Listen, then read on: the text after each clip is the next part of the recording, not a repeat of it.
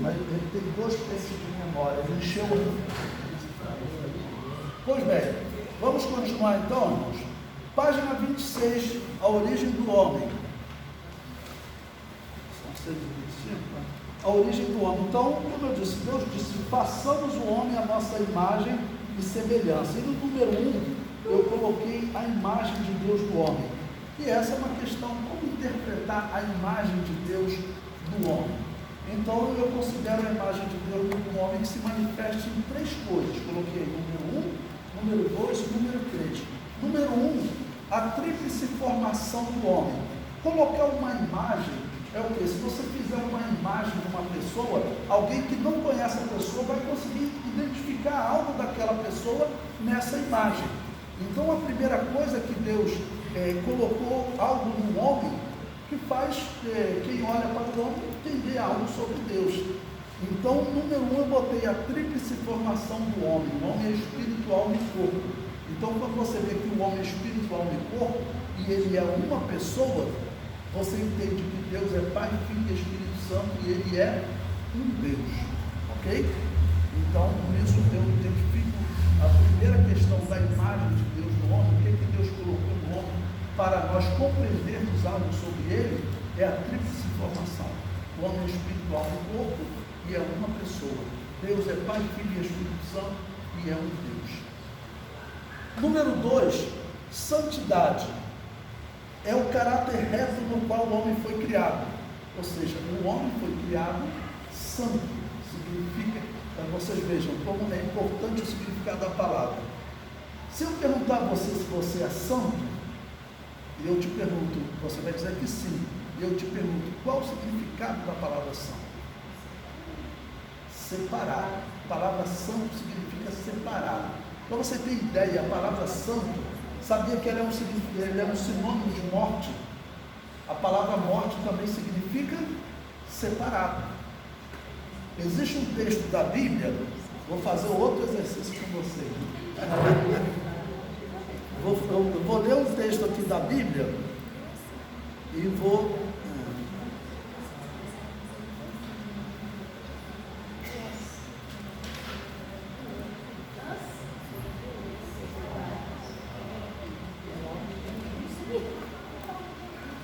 Presta atenção, irmãos. 1 João capítulo 5, versículo 16. Você tem que interpretar esse versículo olhando para o significado da palavra morte, que significa separado, ok? Se você não pensar no significado da palavra morte, pode até pensar que eu tenho que matar um indivíduo ali na rua, ok? 1 João 5,16. Você tem que ler esse versículo pensando no significado da palavra morte, que é ser separado, tá bom? Presta atenção.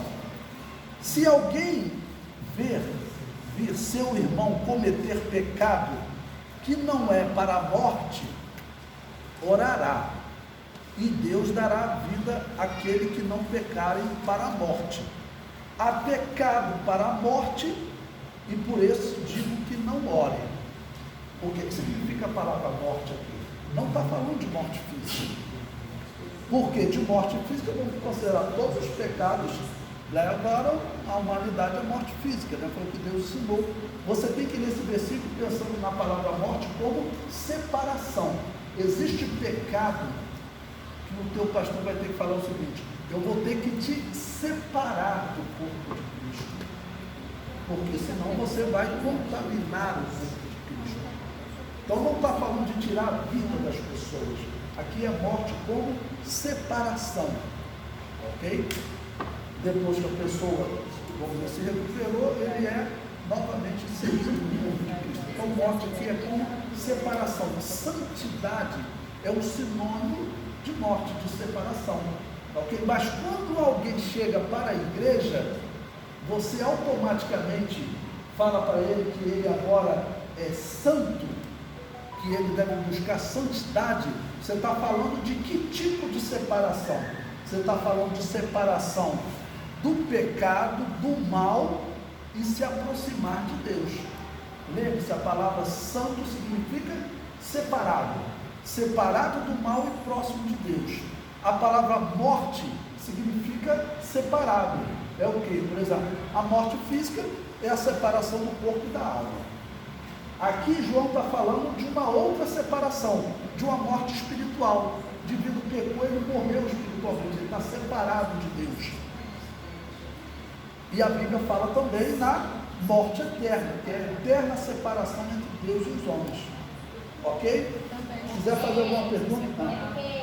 Porque se perdeu um pouquinho na questão, qual o significado da palavra morte? Morte significa separado. E santo também? Santo também. Por isso que eu disse, santo e morte são sinônimos. Sendo que nós sempre usamos a palavra santo, nós usamos ela para separar do mal e aproximar-se de Deus. E morte, normalmente as pessoas usam para a separação da alma e do corpo, né? Não é?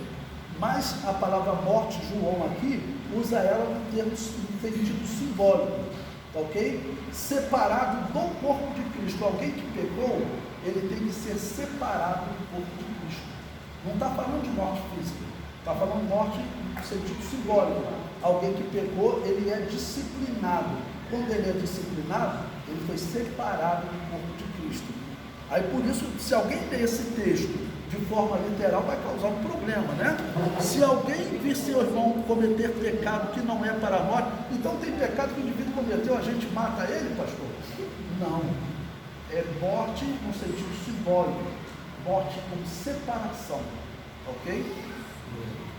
Se eu fosse fazer uma tradução, eu tenho vontade, até comecei a trabalhar numa tradução, eu não traduziria esse termo como morte, eu traduziria como separação do corpo de Cristo. Existem, às vezes, questões que as traduções poderiam melhorar. Se eu chegar para você, por exemplo, lembre-se que Jesus Cristo falou para Pedro, Pedro, tu me amas? Aí Pedro falou, sim, Senhor, eu te amo. Na língua portuguesa, a palavra amo, ela é problemática. Porque, por exemplo, você chega para sua esposa e você fala, eu te amo. Você chega para o seu irmão, você fala, eu te amo. Você chega na igreja para Deus, você fala, eu te amo. No grego, tudo isso era separado. Uma palavra para você dizer que amava a Deus, outra palavra para você dizer que amava a sua esposa, outra palavra para você dizer que você amava o seu amigo. Tudo isso era separado. Uma palavra para você dizer que você ama o seu filho, por exemplo. Para você dizer que amava o seu filho, você usava uma palavra que é estorge, que é o amor familiar. Você ama o seu pai, sua mãe, seu filho, seu primo, era o amor familiar, os gregos chamavam de estorge, tá ok? Para você dizer que você amava a sua esposa, era outro amor, era o amor eros. O amor eros, ele não é maligno, as pessoas falam de erótico, mas é o amor do homem pela mulher, que pode ser maligno fora do casamento, ou pode ser bendito no casamento, tá ok? Tinha um amor de amigo, para você chegar para um amigo e dizer que o amava, era o quê?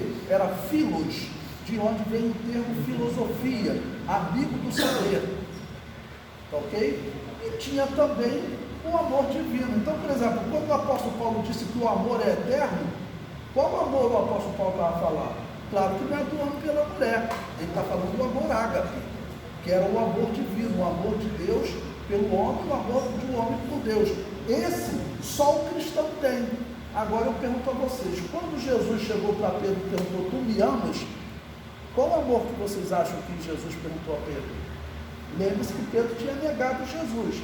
Isso vai influenciar na resposta. Qual o amor que vocês acham que Jesus perguntou a Pedro? O amor ágape. Tá bom? Ele queria saber se ele ama com o amor divino. Amor ágape é o amor divino. Jesus chegou para Pedro. Eu, por exemplo, numa tradução, eu não colocaria Pedro, tu me amas? Se lá no grego está o amor divino, eu colocaria Pedro, tu me amas com o amor divino? Traduziria assim. E aí, é ok? Para facilitar. E aí, a questão mais complicada é a resposta de Pedro. O que vocês acham que Pedro respondeu a Jesus, quando Jesus Cristo disse, quando Pedro disse, Senhor, tu sabes que eu te amo? Qual palavra vocês acham que Pedro usou? Qual o amor que Pedro achava que ele tinha por Jesus? Será que ele respondeu com amor ágape? Ele respondeu com amor de amigo. Ele está dizendo assim, eu não posso dizer que eu te amo com amor perfeito, com amor divino. Eu te neguei 3 vezes. Então ele disse, eu te amo com amor, filhos, eu te amo com amor de amigo. Aí Jesus perguntou a segunda vez, Pedro, tu me amas com amor ágape? E ele de novo respondeu, Senhor, eu te amo com amor de amigo. Aí na terceira vez Jesus mudou. Jesus falou, então Pedro, tu me amas com amor de amigo, né? Aí Pedro se entristeceu e falou, Senhor, tu sabe todas as coisas. Eu te amo com amor de amigo. Porque a pessoa que peca, foi igual a história que eu contei de Eva. Jesus tentando recuperar Pedro. Aí Jesus fala para ele, Pedro, não me interessa se você me diz que me ama com amor divino, com amor ágape ou com amor de amigo. O que vai determinar como você me ama é se você apacentar as minhas ovelhas. Faz a minha obra, porque o reino de Deus, como o apóstolo Paulo iria escrever depois, não consiste em palavras, mas em virtudes. Mas Pedro, em nenhum momento disse que amava com amor ágape. Jesus por 2 vezes perguntou, e na terceira Jesus, então tu me amas com amor de amigo, né Pedro? Senhor, ele se entristeceu e disse, tu sabe todas as coisas, eu te amo com amor de amigo. Como que diz, eu não posso dizer que eu te amo com amor perfeito. Isso aí você encontra uma pessoa que de repente errou, pecou, aí volta o diabo, fica acusando as pessoas, não conhece a misericórdia de Deus, pensa que o pecado que ele cometeu lá, não sei qual tipo de pecado, qualquer tipo de pecado, a não ser a blasfêmia contra o Espírito Santo, Deus esquece tudo. Então Deus fala para ele, olha, apacenta as minhas ovelhas, e você vai provar que você me ama. Sem importar o que você fez, se você falou contra Jesus, se você negou Jesus, né, no momento em que você está aqui novamente com Jesus, se você apacenta as ovelhas deles, você está mostrando que você o ama. Então, por exemplo, você tem do hebraico para o português, do grego para o português, de alguma maneira, irmão, você tem que se aprofundar para você poder ver essas coisas. Ok? Pois bem. Bom, além de santidade, a eternidade. Deus criou o homem eterno, tá bom? O homem, pelo que a Bíblia diz, ele poderia até viver eternamente aqui neste mundo, se alimentando da árvore da vida, mas principalmente, o homem ele foi criado como um espírito e uma alma eternos. Acabou essa vida física, veja o que eu falei, acabou essa vida física, eu pergunto a vocês, estaria errado se eu falasse, acabou essa alma física, está certo ou está errado? Está certo. Porque a alma pode ser alma física ou espiritual, alma significa vida. Por que isso é importante? Lá no Rio de Janeiro, teve uma revista que ela pediu para eu escrever um comentário para ela. Eu guardo essa revista, tudo isso faz parte do currículo, né? Aí depois eu mandei um comentário para o editor, porque é uma coisa complicada. Eles entrevistaram uns 8 professores. Eu falei de uma maneira, os 7 professores falaram de outra maneira. Porque quando chega para mim uma pergunta, a primeira coisa que eu tenho que ver é o significado da palavra. Eu não posso alguém perguntar alguma coisa, por exemplo, alma, e eu saber como ele está usando o termo alma. A pergunta era o seguinte, sobre o religioso. Vocês já ouviram alguma pregação sobre o religioso? O que vocês acham? Estou fazendo um teste com vocês. O religioso, ele é positivo ou é negativo?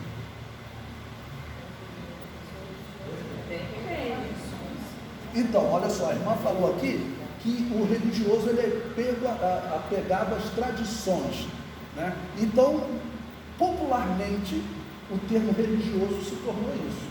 Alguém apegado a tradições, alguém, por exemplo, que carrega uma cruz para ter os seus perdão dos seus pecados, pessoas que fazem coisas assim, naturais, por exemplo, para conseguir perdão.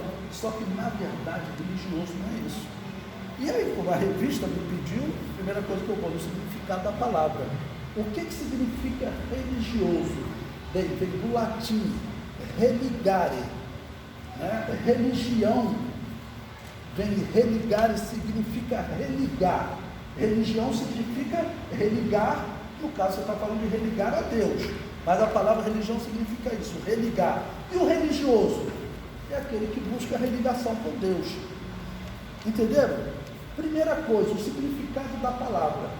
Aí eu escrevi, ele pediu para eu escrevi sobre religioso, o significado da palavra, né? Botei o significado da palavra, aquele que busca a religação com Deus, né? E falei da importância de buscar a religação com Deus. Pronto, acabou a minha entrevista. Os outros 7 falaram de religioso nessa forma popular que existe hoje, que é, na verdade, aquele que busca uma religação com Deus da forma errada. Mas a palavra religioso não significa isso. Por que isso é importante quando você sobe no culto? Vamos dizer que entra pela igreja um indivíduo que Deus quer salvar aquela alma, ele está ali perdido, e ele, por exemplo, ele é um professor de letras, em faculdade, ele trabalha com o significado das palavras, tá bom? Aí a pessoa sobe no culto, aí fala, como eu já ouvi alguns falando, a pior coisa que existe no nosso meio é o tal do religioso, porque ele quer carregar uma cruz para ser perdoado, ele quer se chicotear, e é apegado a tradições, e as pessoas... Aí o indivíduo chegou ali, sentou, aí falou assim, hoje eu vou falar sobre o religioso. Aí o indivíduo sentou ali, que ele é um professor de letras, ele trabalha com significado de palavras, com conhecimento, então hoje ele vai falar sobre aquele que busca a religação com Deus. Na mente dele, ele está falando isso. Aí o pregador fala, a pior espécie desse mundo é o tal do religioso. Caramba, alguém que busca a religação com Deus é a pior espécie. Então, quando nós subimos no culto, nós não devemos falar as coisas segundo o popular, mas devemos saber o real significado. Todos esses exemplos que eu dei para vocês, de alma, morte, santidade, você tem que buscar o significado das palavras, tá bom? Porque isso em determinado momento influencia. O que você fala no culto, você tem que falar numa linguagem detalhada, porque senão você joga uma pessoa no mundo. Eu estava dando uma aula sobre isso uma vez, lá no seminário, a aluna falou, pastor, foi isso. Meu marido um dia chegou em casa resmungando, disse que não voltaria na igreja nunca mais. Mas o que aconteceu? Eu fiquei tentando entender, até que ele me falou. Ele falou assim, não, o pastor jogou uma indireta para mim. Eu percebi, o pastor jogou uma, mas o que o pastor falou, a pregação foi uma vez, mas você não viu aquela parte que ele jogou uma indireta para mim, foi porque eu fui para a igreja de chinelo, eu saí do trabalho, eu queria ouvir a palavra, mas ele falou uma palavra para mim, uma palavra que é comum no nosso meio, mas para o novo convertido não é. Qual foi a palavra? O pastor disse que tem gente que vem para a igreja de qualquer maneira. Ele falou, o pastor está falando do meu chinelo. Ah, pastor, mas isso é tão elementar. Bom, o novo convertido que chegou, ele não tem essa nossa linguagem. Então o pregador tem que se preocupar nisso. Ele tem que se preocupar com o significado da palavra que ele está falando. Se ele está falando para pessoas todas no mesmo conhecimento, você tem gente ali que nunca viu o evangelho, né? Como um irmão que ele chegou na igreja, ele estava fazendo alguma coisa errada, o outro jovem falou para ele, pastor, vai te colocar no banco, hein? Ele disse que pensou que era algum lugar de tortura. Então, o que significa banco para ele? Né? O que significa vai colocar no banco? Para o novo convertido, ele não sabia. Depois ele até se matriculou no seminário, se tornou até professor, ele contou isso, né? Que a primeira vez que ele ouviu a expressão, o pastor vai te colocar no banco, para nós logo entendemos, vai ser colocado em disciplina, né? Ele falou, o que significa colocar no banco da igreja ou ser torturado? Bom, número 2, no final da página 27, a semelhança com Deus. Então, Deus deu a sua imagem ao homem, e ele também falou do homem semelhança com Deus. Quando Deus fala na semelhança, ele diz que Deus deu semelhança e disse ao homem, domine sobre os animais. Ok? Então, daí vem a explicação. Cremos que fala do poder de dominar que o homem herdou de Deus. Note que Deus disse, façamos o homem à nossa imagem, conforme a nossa semelhança, e domine. Ok? Domínio, irmãos, é outra coisa de significado de palavra. Domínio não significa algo ruim. Você pode dominar para o bem ou para o mal, tá ok? Você pode, domínio é sinônimo de liderança. Você pode liderar para o bem ou para o mal. Você pode liderar apenas para vamos dizer, sufocar as pessoas, tirar riqueza das pessoas, tirar trabalho das pessoas, ou você pode liderar para proteger as pessoas. O pastor, ele lidera as ovelhas, tá ok? Mas além de liderar as ovelhas, o que ele faz, ele protege, ele cuida, ele instrui as ovelhas, ele leva a ovelha para o pasto certo. Na época do calor, ele tira a lã da ovelha, que aí a ovelha fica mais leve, tá ok? Mas na época do frio, ele não tira a lã da ovelha, porque a ovelha precisa daquela lã para se aquecer. Então, a liderança não é algo ruim, o domínio não é algo ruim, ele pode ser para o bem ou para o mal, ele pode ser ruim, ok? Então o homem, quando foi colocado para dominar, para liderar, o homem pode fazer isso para o bem ou sair exterminando os animais, ok?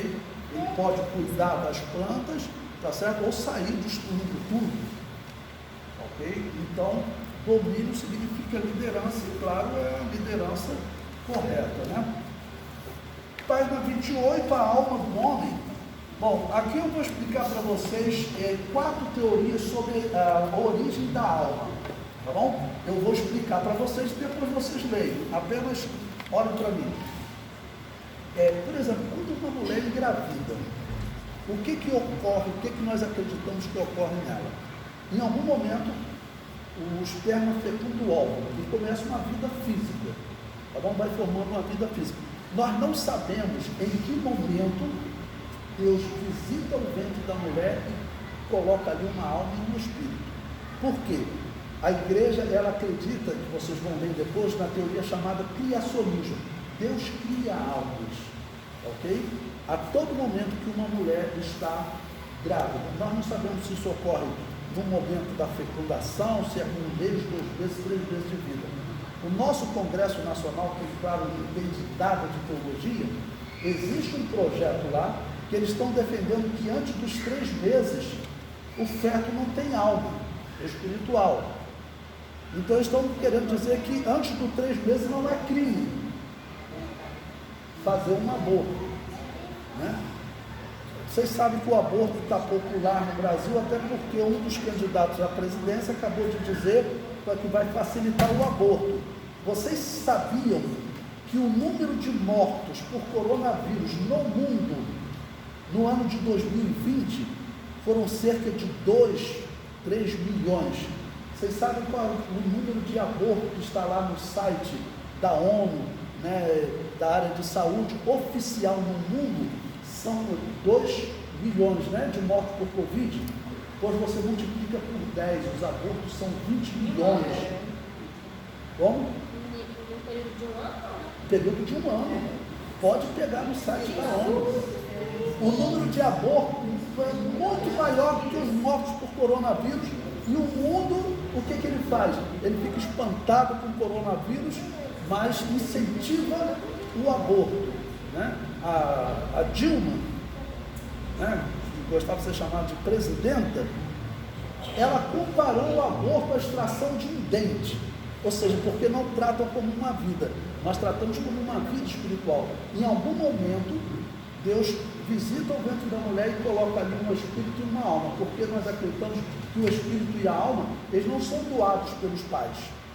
Isso é chamado de criacionismo, vocês vão ler isso no livro. Tudo que eu estou falando para vocês está no livro. Bom, além disso, existem outras teorias sobre a origem da alma. Existe uma teoria que eles chamam de transmutação, ok? Nessa teoria, o homem e a alma, eles doam, o pai e a mãe, eles doam a alma, ou seja, o seu filho, ele recebe a alma, a parte espiritual, a alma e o espírito dos pais, tá bom? Existe uma chamada pré-existencialismo, ela foi, acho que até a primeira que eu coloquei aí para vocês, né? Isso, pré-existencialismo. Na teoria do pré-existencialismo, o que teria acontecido? Deus teria criado todas as almas no passado, e em algum momento, está lá aquele estoque de almas, vamos chamar assim, aí uma mulher está concebendo, Deus pega a alma, vai lá e coloca lá no ventre da mulher, ok? Existe até um filme que conta uma história assim, que diz que os selos do Apocalipse estavam correndo porque não tinha mais alma para colocar nas mulheres. E as mulheres estavam gerando vida e não tinha alma. Uma confusão tremenda. Mas segue essa teoria do pré-existencialismo, que um dia acabaria as almas, não teria mais alma para colocar no ventre das mulheres. Né? Nós não acreditamos nesse pré-existencialismo. Foi o número 1 que eu coloquei para vocês. Tá ok? Eu falei do traducionismo, que é aquele que o pai e a mãe doam a alma para o filho, e existe a cooperação mútua, que Deus participa e também os pais participam da alma, ok? Da nova criança. Bom, a igreja ela acredita no criacionismo, e eu acho isso muito bonito. Toda vez que eu apresento uma criança na igreja, né, eu apresento a criança, eu falo, aqui tem uma alma eterna, uma alma espiritual dessa criança. Em algum momento em que essa criança estava sendo gerada no ventre dessa mãe, Deus visitou o ventre dela e criou uma alma. Eu acredito aqui, irmãos, é hipótese, isso não tem na Bíblia, mas eu acredito que em algum momento da gestação, quem já foi mãe, ela deve sentir alguma coisa diferente, em algum momento. Ela deve sentir alguma coisa diferente, porque Deus vai visitar o ventre dela e vai criar uma alma espiritual. E certamente, eu acredito que a mulher, quando ela recebe essa visita de Deus, deve ser algo especial para ela, né? E a criança que está ali dentro, então, recebe uma alma e um espírito. Isso é chamado de criacionismo. Tá bom?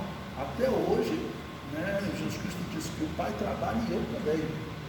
E uma das coisas que o Pai trabalha é como? É criando. Então ele está criando almas a todos os momentos, okay? Para que não venha algo como um animal, só como vida física, sem alma. O número 3.5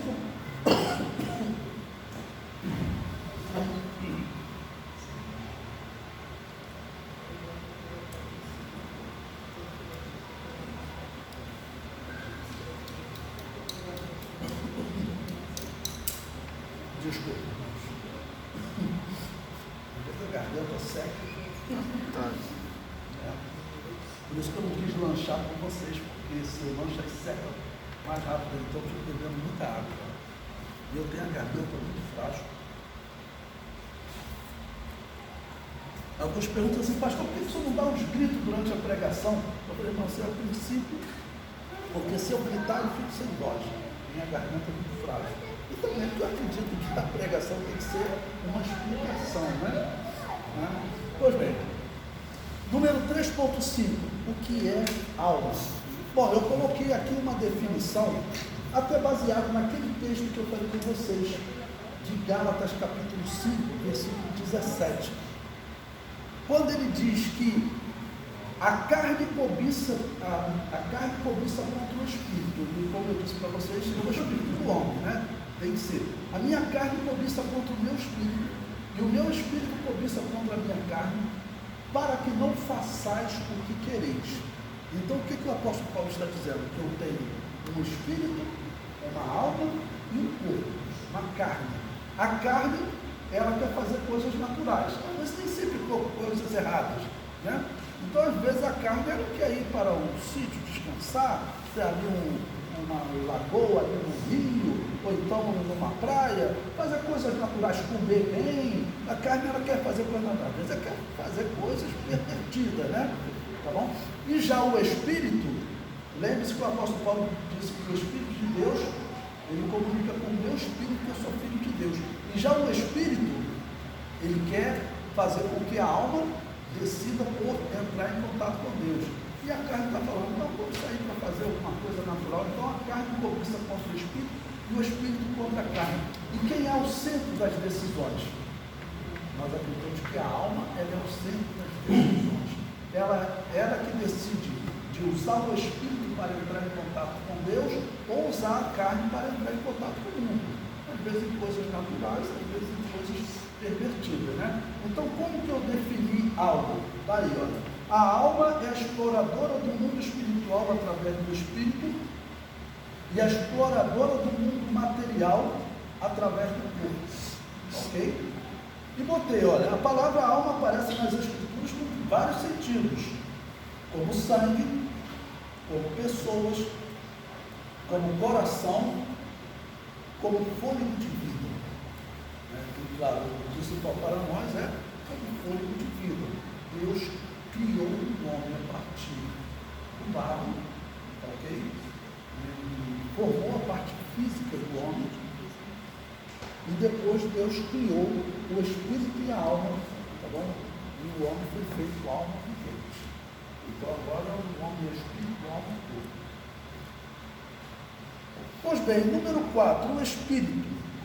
O espírito é a parte mais profunda e superior do homem. É o espírito que torna a alma do homem distinta da alma do animal. Ele é a sede das nossas relações com Deus. Ele é o meio pelo qual a alma entra em contato com Deus. O espírito, e aqui vem uma questão doutrinária da Assembleia de Deus, que eu disse para vocês, da igreja cristã. O espírito não separa-se da alma. Esta não subsiste sem ele. E o espírito é a parte consciente do homem. Então, se o espírito não se separa da alma, nós acreditamos, espírito e alma, quando o homem morre, eles vão diante de Deus para serem julgados. Ok? E eles ou vão para o inferno, ou vão para o céu.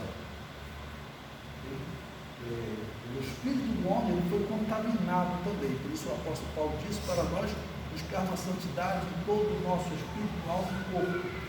O espírito ele não desaparece, o espírito não volta a fazer parte de Deus, como alguns querem dizer. O texto que o nosso irmão citou, quando o espírito e a alma voltam para Deus, eles voltam para Deus para serem julgados.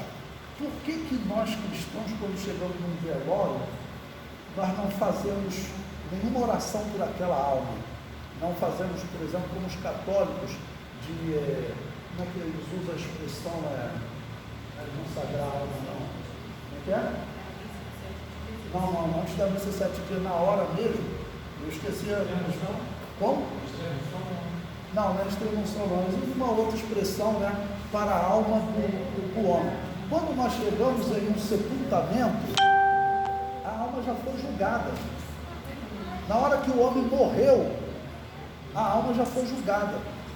Certa vez eu passei por uma situação terrível. Eu trabalhava numa empresa, tinha um rapaz que me respeitava muito, Aí a mãe dele morreu. Ele falou, poxa, você pode ir lá no velório lá da minha mãe, para dar uma palavra? Eu sou católico, mas eu gosto tanto de você. Eu falei, tá bom, eu posso ir lá. Ele era uma família de portugueses tradicionais, católicos, super católicos. Aí quando nós chegamos lá, aí falaram para ele, você chamou o pastor da igreja? A alma da nossa mãe vai ficar no purgatório. Ele tem que dar a palavra para tirar a alma da nossa mãe do purgatório. Ele chamou para mim, filho, você vai dar a palavra para tirar a alma da minha mãe do purgatório, Eu falei, Lourenço, purgatório não existe na Bíblia. Você sabe que eu sou evangélico, mas não acreditamos nisso. Eu não tenho como. Já a pessoa só fala, não, vou fazer isso aqui só para agradar ele. Aí o católico, até os evangélicos já acreditam em purgatório. Eu falei, eu não posso fazer isso, eu não posso dar a palavra para tirar a alma da sua mãe do purgatório. Aí o que eles fizeram? Eles chamaram um padre lá. Não, tem um padre, vamos procurar um padre, senão a alma da nossa mãe vai ficar no purgatório. Aí procuraram um padre lá para poder tirar. E isso, irmãos, são enganos que nós não podemos participar de jeito nenhum. Eu estava evangelizando um católico numa outra empresa, sabe o que ele falou para mim? Ele falou assim, eu não posso ir para a igreja. Vocês não acreditam em purgatório. O que eu tenho? Você sabe que eu quero, que eu sou casado, mas eu quero a garota aqui do departamento. Como católico, quando eu morrer, o padre vai lá e tira a minha alma do purgatório. Eu peguei, já queimei um pouco. Mas vocês evangélicos, vocês não querem tirar a nossa alma do purgatório? Aí eu falei, Marta, isso não está na Bíblia. E se quando você morrer, como a Bíblia não fala em purgatório, não existe purgatório, ninguém vai dar palavra para tirar a tua alma lá do purgatório, não. Mas as pessoas estão sendo enganadas assim. Se algum dia você for convidado por um católico, você sabe que eu sou evangélico, Eu falo do que é a sua seu parente aí, quem for, de como ele viveu. Tá bom? Eu não posso falar de purgatório, porque essa doutrina era pagã. Eu contei para vocês a história de como se formou a Igreja Católica. Nós sabemos disso. No ano 302 da era cristã, começou uma perseguição, irmãos, porque o Império Romano estava ruindo. Ele estava perdendo muitas guerras para os bárbaros. Aí o que ocorre? Eles falam, os deuses estão nos abandonando, então não pode ter mais cristão no reino, porque os cristãos dizem que o nosso Deus não existe e os nossos deuses não ajudam mais a vencer guerra. Então ele fala, tem que matar todos os cristãos, a não ser que o cristão aceite trabalhar na mesa do demônio, vai lá cultuar Júpiter. Aí teve muitos bispos, como eu falei para vocês, pegou o primeiro, matou, pegou o segundo, eu não levo Jesus, até que, eu vou dizer para vocês, pega nessa cidade aqui, se surge uma perseguição, daqui a pouco vai ter um pastor que fala, não, o que vocês querem? Você tem que ir ali trabalhar, ali no templo, da quimbanda ali, do espiritismo e tal, e eles aceitaram. Então, esses homens, durante o ano, do ano 302 ao ano 312, diversos pastores e bispos ficaram trabalhando no culto de Júpiter. Isso aí a história comprova. Aí, no ano 312, surgiu Constantino. Não, acabou a perseguição agora. Aí o homem saiu lá do templo espírita, da mesa do demônio, como diz o apóstolo Paulo, diretamente para a igreja. E Constantino organizou a igreja católica. E aí eles trouxeram do paganismo essas crenças, que existe purificação da alma após a morte, aquele incenso, né? Aquele incenso significava o quê? Era algo terrível, aquele incenso ali era o símbolo no culto de Júpiter, que eles estavam dialogando com o demônio. O apóstolo Paulo não usava esse incenso, então aí foi formado todo aquele paganismo, ok? E hoje o que nós temos que fazer? Nós temos que nos manter separados disso.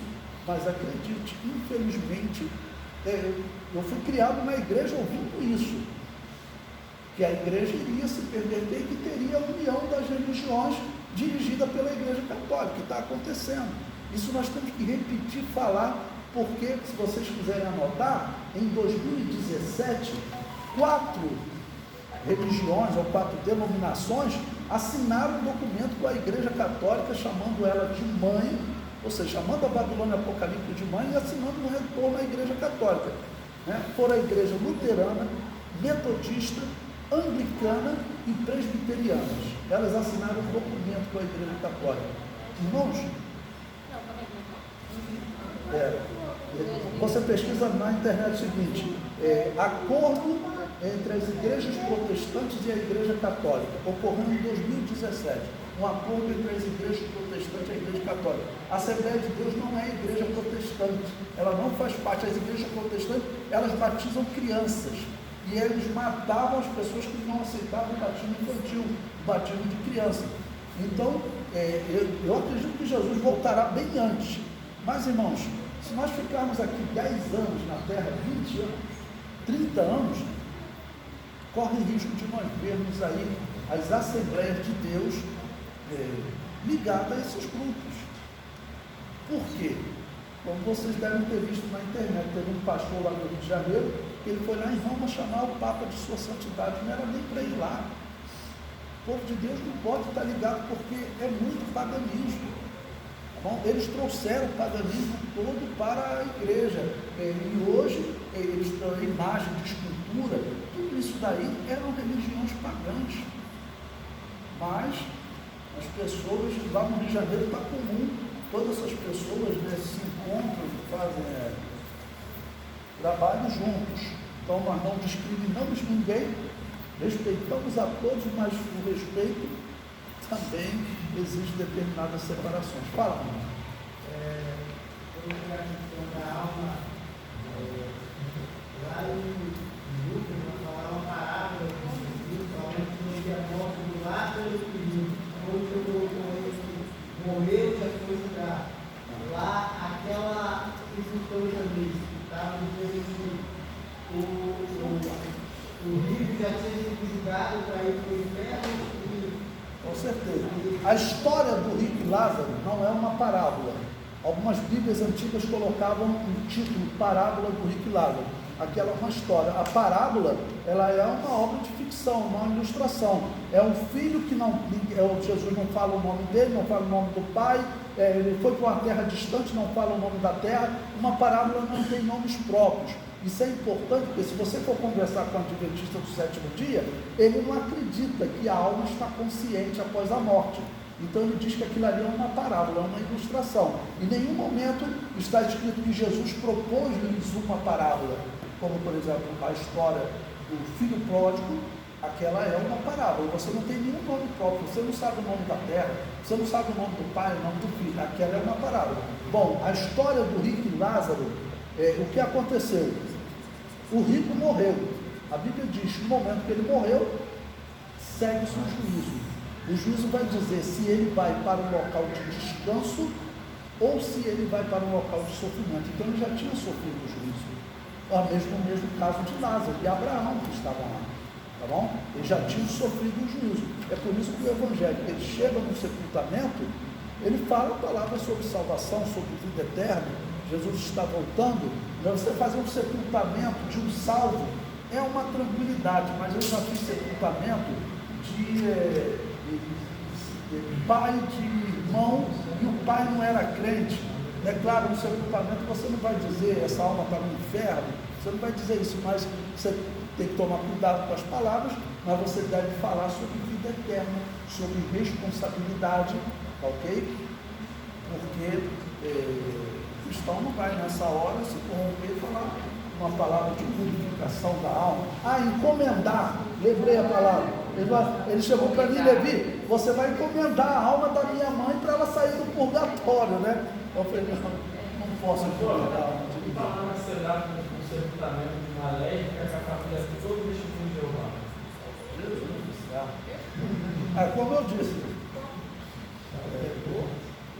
olha, você falou uma leve que a família toda testemunho de Jeová. Aquele negócio, nós temos que falar de vida eterna, da responsabilidade que nós temos de obedecer a Deus nessa vida, tá ok?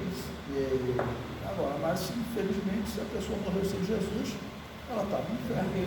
Na verdade, a palavra sempre vai estar viva. A palavra para quem está vivo, então você tem a palavra para quem está vivo.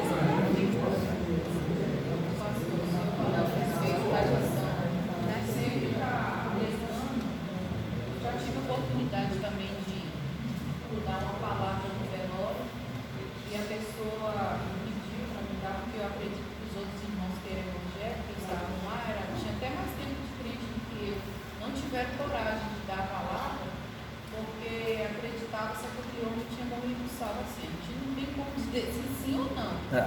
Mas a palavra que o Senhor Jesus me deu foi exatamente essa questão que o Senhor falou, falar para aqueles que estavam vivos.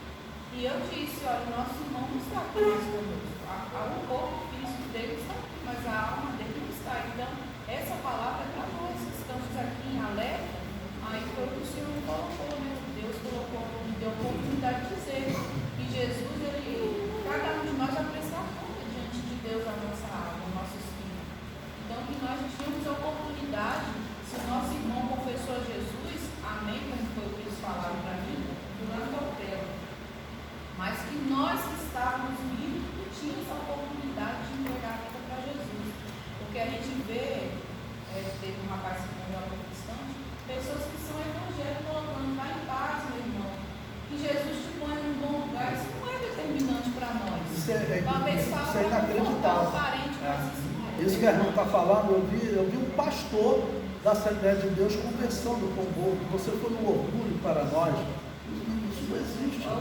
Aquela alma não tem como ouvir o que nós estamos falando aqui. Tudo que nós falamos, nós podemos até falar. Esse irmão foi um orgulho para nós. Realmente, o irmão tinha sido uma bênção na igreja. Tá bom? Mas você falar para o morto não vai ouvir. Os mortos, eles não sabem o que se passa nessa vida. Nós acreditamos que eles mantêm a memória. Por isso a história do rico Lázaro, ela diz exatamente, o rico se lembrava, ok? Da vida dele, da vida de Lázaro, tudo. Ele se lembrava, Abraão falou para ele. Então nós acreditamos que ele mantém a memória mas ele não sabe o que acontece aqui na terra. Se eu falar, eu estava no sepultamento também, até da minha cunhada, esposa do meu irmão morreu, estava com câncer, pegou coronavírus, aí o filho perguntou, criado na CBT, mas era um jovem, ele perguntou, ela tem como ouvir o que nós estamos falando aqui para ela? Eu falei, não tem como ouvir, mas até eu falei, poxa, vocês homenagearam ela em vida, vi tudo que vocês fizeram por ela, isso permanece na memória dela, o que vocês fizeram por ela aqui em vida.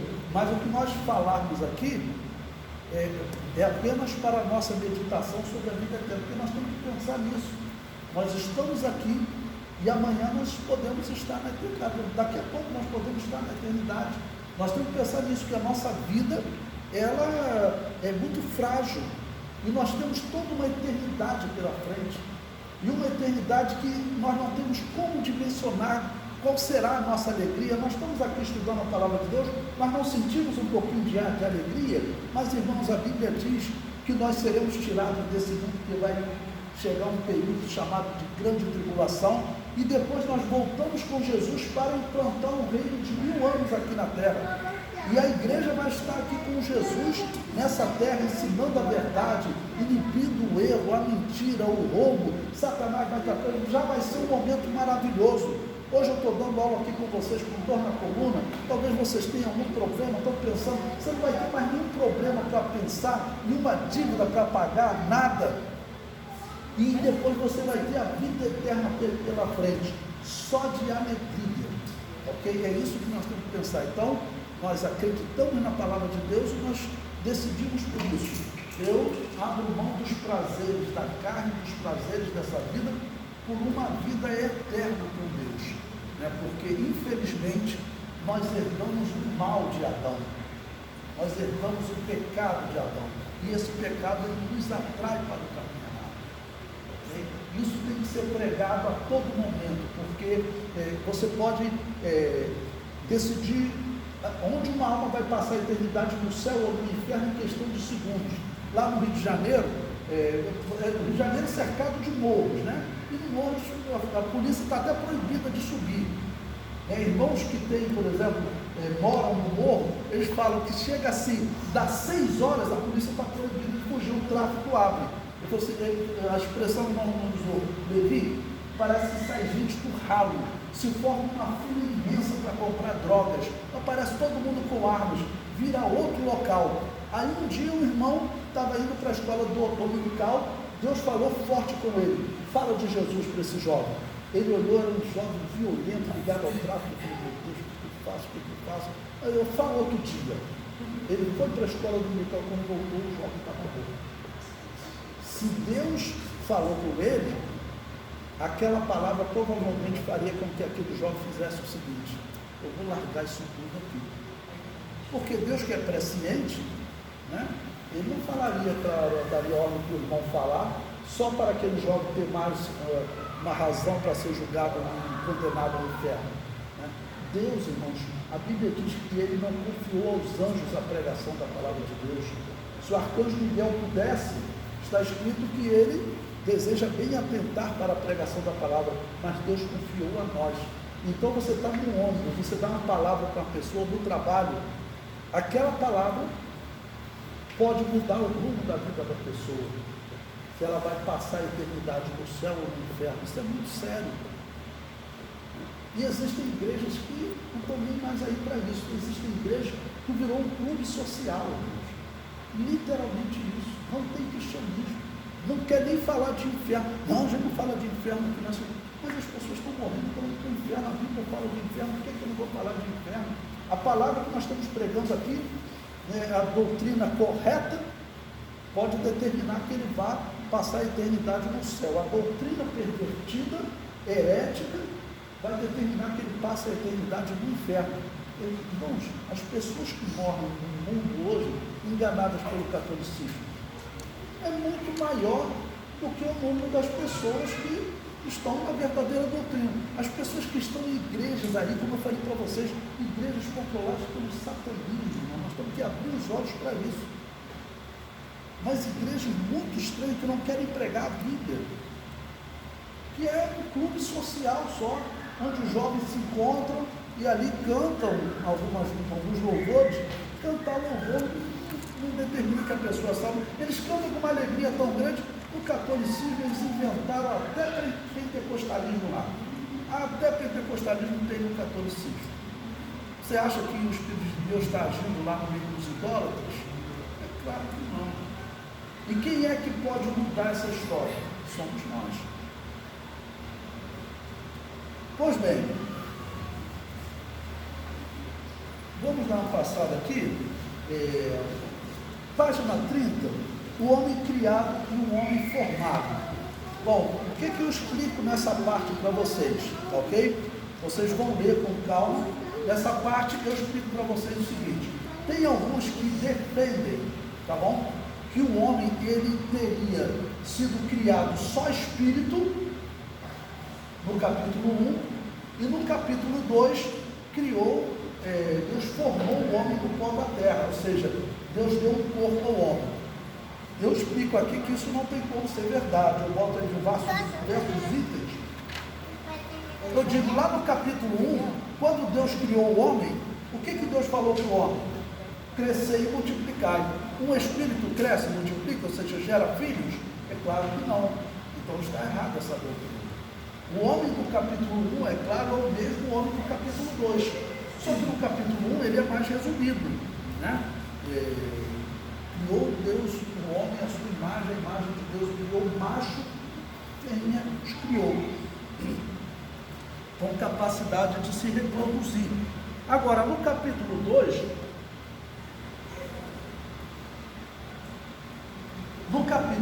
o que acontece? Deus detalha, porque ele cria.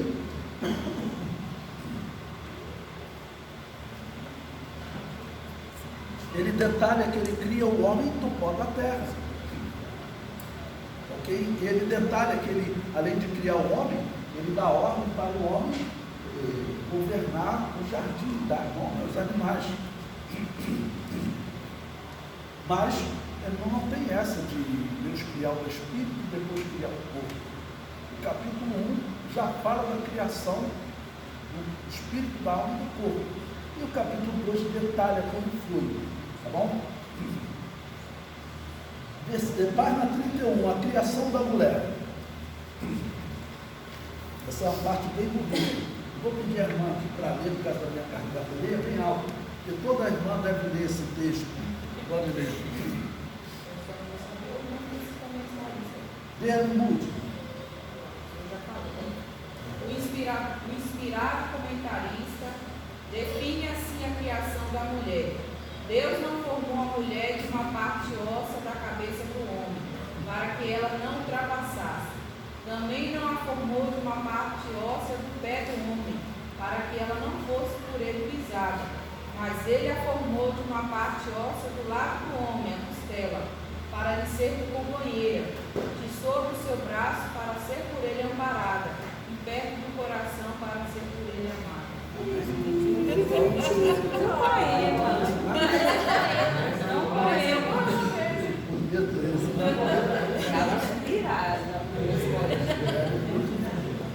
As irmãs chegam e falam assim: esse aqui está muito errado. O Diego já gravou aqui para falar já. É o quê? O Diego já gravou já isso aí já. Vai falar para a Rebeca. Repete para a esposa que isso é bom.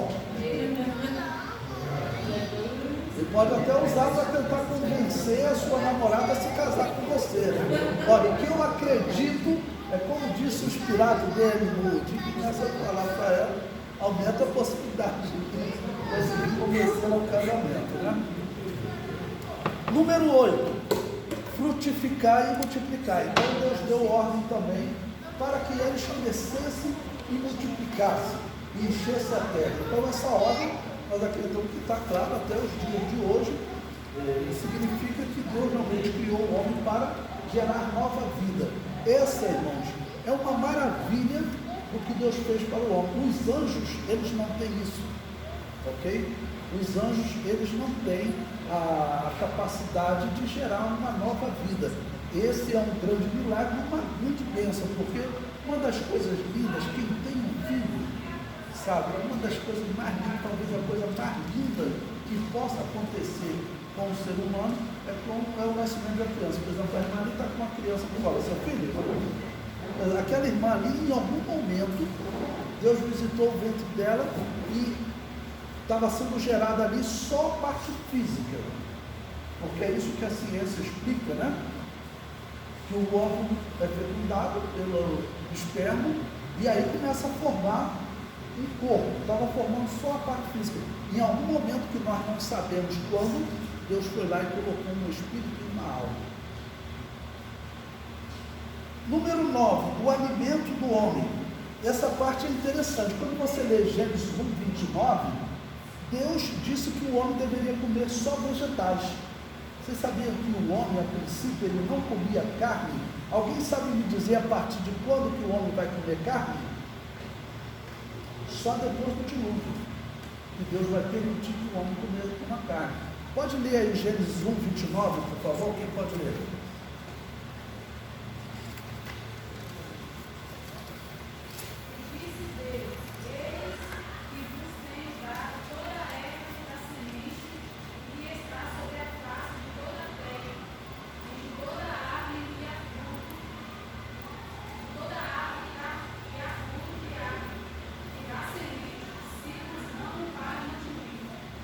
Ok? Então ao homem foi dado comer vegetais. Antes do dilúvio, os homens não comiam carne.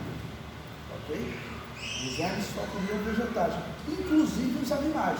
Se vocês continuarem lendo lá, vocês vão ver que os animais também, eles não comiam carne. Ou seja, principalmente antes do dilúvio, não havia, no momento da criação, antes do pecado, não havia essa do leão atacar a zebra. Quando Deus criou, todos os animais eram vegetarianos. Quando o evolucionismo surgiu, Charles Darwin, ele foi o criador do evolucionismo, ele falou o seguinte: eu não consigo entender por que essa coisa da criação de Deus se atacar um ao outro. Mas a Bíblia é clara que quando Deus criou, o leão não atacava a zebra. Todos os animais eram vegetarianos. Eles passaram a se atacar por causa do pecado. E depois do dilúvio é que Deus vai permitir que o homem coma a carne de animais também.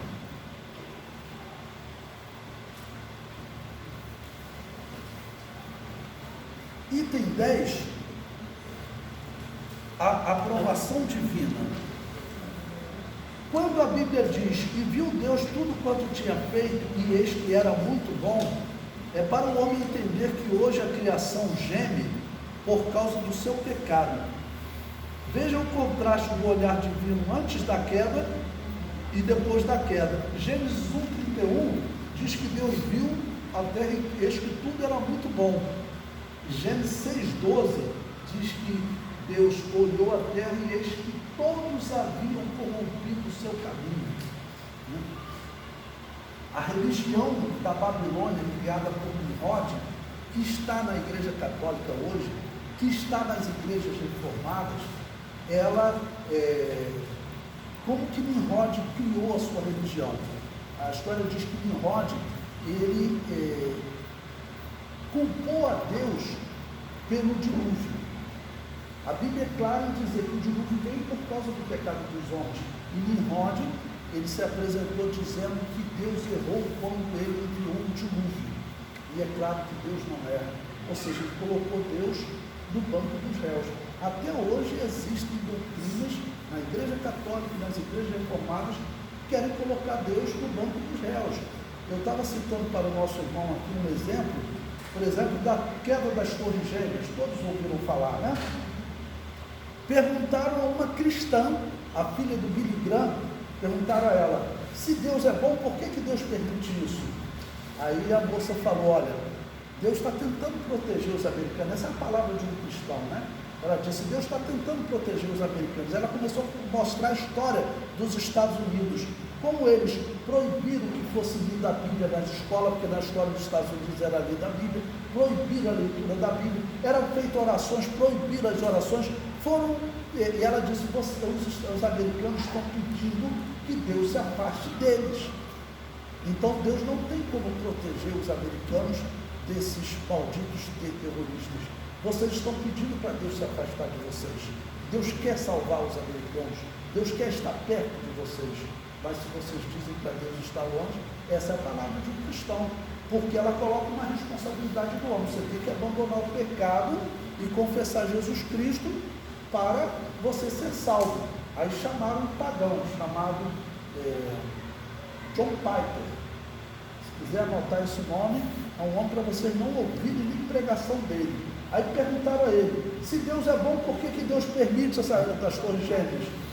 John Piper, J-O-H-N, Piper, P-I-P-E-R. Aí ele falou o seguinte, não é questão de permissão, tudo isso aí foi determinado por Deus. Mas os americanos pecaram, Deus está castigando eles. Não. Os americanos pecaram por ordem de Deus. Depois Deus colocou no coração dos terroristas lançarem esse avião contra as torres e assim Deus está punindo os americanos.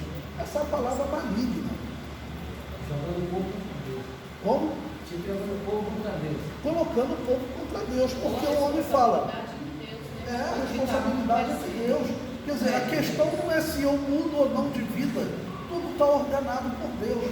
Essa é uma palavra maligna e é uma doutrina.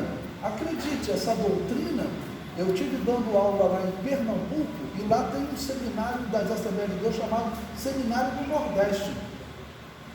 Hoje, a doutrina oficial ensinada no Seminário do Nordeste é essa doutrina. As Assembleias de Deus estão lutando, já saiu revista de escola dominical tratando desse assunto, porque isso é uma doutrina pagã, uma doutrina que coloca Deus no banco dos réus. E as pessoas não percebem, estão aceitando essa doutrina. Muitas Assembleias de Deus pregam, infelizmente, essa doutrina. A FAECAD, ela colocou um monte de reformados para dar aula lá na faculdade dela. Tem alunos que saem da FAECAD, né? As pessoas não acreditam mais na Bíblia. Teve um que chegou, eu estava anunciando um curso de Apocalipse que eu faço, versículo por versículo, ele foi lá no meu Facebook, aí escreveu assim, pastor, para que estudar esse livro? Esse livro não é inspirado por Deus, ele devia nem estar na Bíblia. Eu falei, aonde que ele se formou?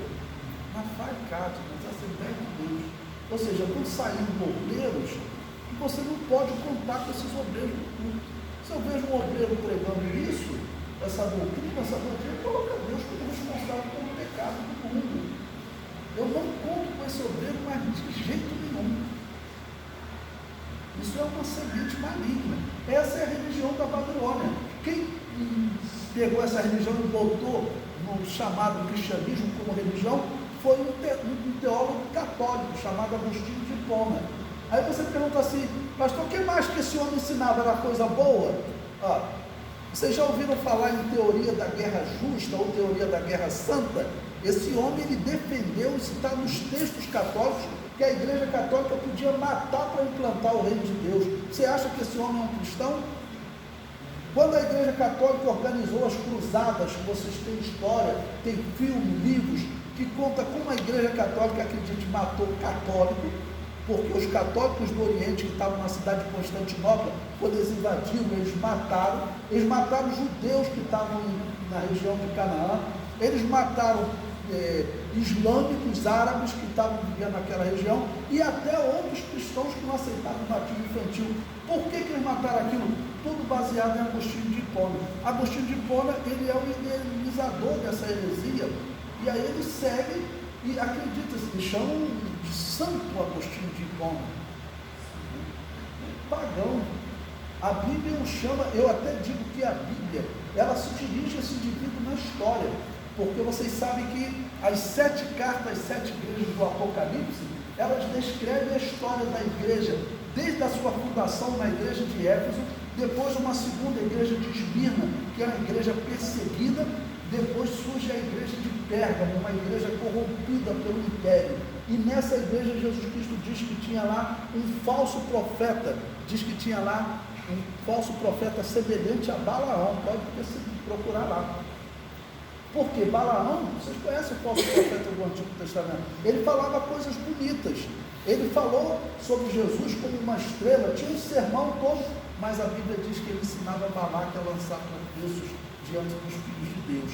E nessa era de Pérgamo, é exatamente a era do imperador romano, quando surge esse Agostinho de Hipona. Por isso eu digo que ele é o Balaão de Pérgamo. Além disso, o indivíduo defendeu também que existe purificação da alma após a morte, a doutrina do purgatório, esse engano que está aí levando um monte de pessoas para o inferno. Além disso, claro, ele usava também o incenso de Júpiter, ou seja, está falando com o demônio. Mas principalmente o indivíduo defender que a igreja pode matar para implantar o reino de Deus, não tem chance desse indivíduo ser cristão. Fala, Dani.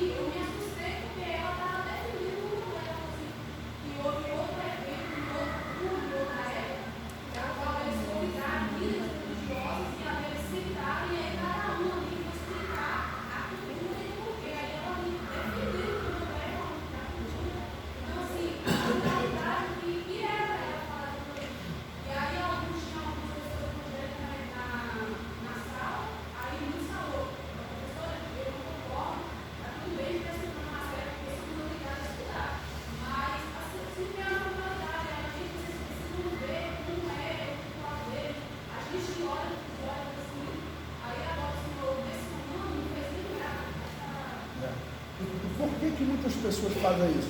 Porque eles olham para a história do catolicismo pensando que é a história do cristianismo. E quando se relacionou o catolicismo com o candomblé, os católicos matavam eles. Eles falam, olha aí, vocês cristãos matavam eles, então quem é pior? Quem mata ou quem morre? Eles falam, vocês cristãos são piores. Aí o que nós temos que falar? Olha, não é assim vocês cristãos, não. Isso aí não era o cristianismo que matava, quem matava era o catolicismo. Inclusive os católicos, eles matavam também os cristãos que não aceitavam o batismo infantil. A Igreja Católica, ela fala que no 8º século da era cristã, ela exterminou todas as igrejas que não aceitavam o batismo infantil. Você fala, mentira, nós estamos aqui. Então os católicos, eles matavam cristãos, matavam islâmicos, matavam espíritas, e os historiadores, eles descrevem isso como se fosse o cristianismo matando. Por isso que eu falo, a igreja, ela tinha que se organizar, toda criança, todo mundo que vai para a faculdade, porque a faculdade, ela faz exatamente isso. Lá no Rio de Janeiro, muitos filhos de cristãos foram para a faculdade e voltaram desviados. Por quê? O professor fala para ele, olha, eu quero te mostrar a realidade da história, tudo isso está na história, olha aqui, olha, vocês matavam os africanos, né? Você acha que essa é uma religião boa? Aí a pessoa, o jovem que de repente que não conhece, ele falou que alguns discordaram, mas o jovem que não conhece é uma religião ruim, então o cristianismo. Aí se desvia. Tem um filho de uma filha de um pastor que ela virou comunista, ou seja, está ligada ao ateísmo, porque ela arranjou também um namorado não crente, ok, ateu, e aí o namorado fala, professor, tudo isso que o professor fala, você acha que eu quero esse cristianismo, você acha que isso é uma religião boa? E aí você ainda vê agora os cristãos se ligando aos católicos. Esse artigo que eu escrevi para o Mensageiro da Paz foi exatamente para alertar a igreja sobre isso, porque tem pessoas que estão pensando que seria bom nós unirmos a todas as religiões. Isso é péssimo, porque doutrinariamente você terá que abandonar essa doutrina. Pior, você está dizendo que todas essas mortes da Igreja Católica, tem um documento da Igreja Católica que ele fala assim, as pessoas exageram da Inquisição dizendo que nós torturamos e matamos milhões de pessoas. Foram só 18 mil, que é os registros que eles acham, né? Eu deveria ter vergonha na cara, dizer que matou só 18 mil. A igreja cristã, na verdade, nunca matou ninguém. A igreja cristã não defende isso, né? Mas o exemplo que a irmã está falando, quem vai para a faculdade tem que ser preparado pela igreja, porque ele vai ouvir coisas de pessoas dizendo o seguinte, né? Isso aí foi o cristianismo. Nós estamos dizendo, não, isso não foi o cristianismo, não. Para vocês terem ideia, Karl Marx, o fundador, o homem que idealizou o comunismo, ele dizia o seguinte, olha, o cristianismo sempre esteve do lado dos ricos e dos poderosos, mas na verdade ele está falando da igreja católica, que ele considera o cristianismo. E foi por isso que até hoje o comunismo, ele controla as religiões, ele controla o que ele chama de cristianismo. O comunismo, ele criou uma igreja para ele. Lá na China, tem a igreja, é uma igreja católica comunista, em que os padres têm que ser ateus. Vocês lembram na televisão uma chinesa que ela segurou a roupa do Papa e o Papa deu um tapa na mão dela? Lembra disso? Virou até meme. Virou meme, né? Pesquisa na internet o que aquela chinesa falou para o Papa. Eu coloquei num livro que eu escrevi, A Besta dos Estados Unidos e o Anticristo. Eles fizeram leitura labial naquela chinesa. Aquela chinesa, ela reclamou do Papa, porque esse Papa Francisco, irmãos, ele fez um acordo com o comunismo chinês. Esse homem está sendo chamado de anticristo até pelos católicos.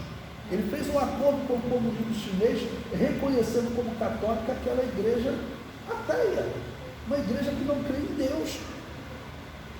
E vocês sabem que esse Papa, ele é o primeiro jesuíta a chegar ao papado. E vocês podem pesquisar sobre essa ordem jesuíta. Teve Papa que tentou exterminar com essa ordem, dizendo, essa é uma ordem satânica. Não conseguiu exterminar. Pode pesquisar isso que eu estou falando na história. E eles chegaram ao poder. E esse Papa, a história dele é toda muito estranha. E aquela chinesa, ela estava reclamando disso. E tem vários católicos reclamando do mundo. Como é que você reconhece como católico uma igreja que não crê em Deus? Uma igreja ateia. Ele falou, não, isso é bom, ele reconheceu. O que está sendo preparado, e esse Papa parece estar trabalhando para isso, é para essa união das religiões. Irmãos, infelizmente a Assembleia de Deus tem que despertar, porque às vezes tem muitos pastores que às vezes estão preocupados até com política de convenção de quem vai votar, uma coisa que às vezes não está se dedicando ao ensino na casa de Deus. Então, quando essa igreja decide colocar aqui um ensino, tá bom? Vocês podem ter certeza que isso pode determinar onde a tua alma vai passar a eternidade, no céu ou no inferno. Essa é uma grande verdade. Você está cercado de heresias todo momento tentando te enganar. Fala, mano. Me lembrar, foi uma reunião que alguma pessoa colocou no YouTube, o pastor da Madureira, ele teve uma reunião ecumênica, e chamou até o Papa de Sua Santidade. Isso aconteceu. E não foi só isso não. Aqui no Rio de Janeiro também, ele convidou lá um comunista, o Marcelo Freixo, político, ele é comunista, ele se declara comunista.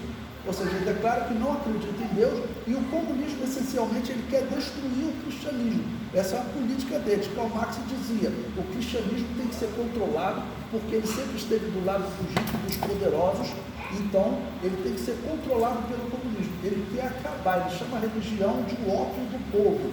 Ópio é uma droga, ou seja, uma coisa que te deixa anestesiado, que você não participa dos protestos, não luta pelos direitos sociais. Então o comunismo ele é contra o cristianismo, mas ele convidou um comunista para palestrar para os seus obreiros. Você entra na reunião de obreiros, está um comunista lá, esse mesmo pastor que foi a Roma, ele fez isso. Bom, misericórdia, como disse a irmã, para vocês verem realmente que a coisa está muito difícil. 7h39, faltam 20 minutos. Vamos dar uma prosseguida. Número 11, na página 32, o sétimo dia, Deus descansou. Então, Deus trabalhou 6 dias e descansou no 7º dia. Esse se tornou um pacto entre Deus e os israelitas. Nós cristãos, nós consideramos santos todos os dias. Na história da igreja cristã, a igreja nunca teve essa preocupação de guardar um dia específico. Nós não guardamos nem sábado, nem domingo, nem segundo, nós guardamos 7 dias da semana. Número 12, os dias da criação. Aqui eu falo o seguinte: o que significa a palavra dia? Tá bom? A palavra dia, você pensa normalmente em 24 horas, né? Mas às vezes no tempo, né? Isso aí foi no dia que Deus criou todas as coisas. A Bíblia usa essa expressão. Então a palavra dia, ela pode representar um tempo também. Nós não sabemos se os 7 dias da criação foram dias de 24 horas. Por quê? Porque o sol foi criado só no 4º dia. Número 13, item 13, o número 3 em Gênesis. Veja, Deus, para mostrar a sua ação trina, de um Deus trino, Pai, Filho e Espírito Santo, diversas vezes nós encontramos o número 3 no Gênesis. Olha, 3 vezes diz que Deus criou os céus e a terra, criou os animais marinhos, criou o homem. 3 vezes diz que Deus fez o firmamento, fez os 2 grandes luminares, fez os animais. 3 vezes Deus nomeou, depois 3 vezes diz que Deus dividiu ou separou, e depois 3 vezes Deus deu ordem para produzir. Então, quando nós encontramos esse número 3 na Bíblia, na verdade, o que nós estamos vendo? Uma manifestação da divindade, uma manifestação de Deus.